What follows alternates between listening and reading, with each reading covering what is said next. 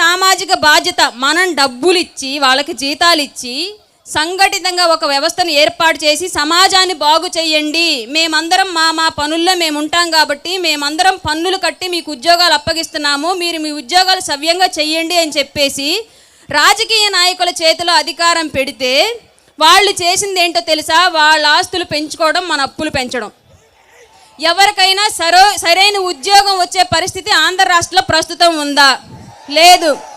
మరి ఎంతోమంది వాళ్ళ ఉద్యోగాన్ని వాళ్ళు సవ్యంగా నెరవేరుస్తూ ఉంటే రాజకీయ నాయకులకు మాత్రమే ఎందుకు మనం విగ్రహాలు పెడుతున్నాం? వాళ్ళు ఉద్యోగులే కదా, మనందరం వాళ్ళకు ఒక అవకాశం, ఉద్యోగాన్ని అప్పచెప్పి వాళ్ళ కుటుంబాలను బాగు చేసడానికి మనం ఒక అవకాశం కల్పించాం.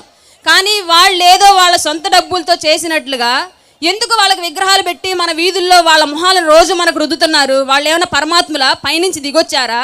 లేదా వాళ్ళ ఆస్తులు ఏమైనా మనకు పెట్టారా? నిద్ర లేస్తే ఒక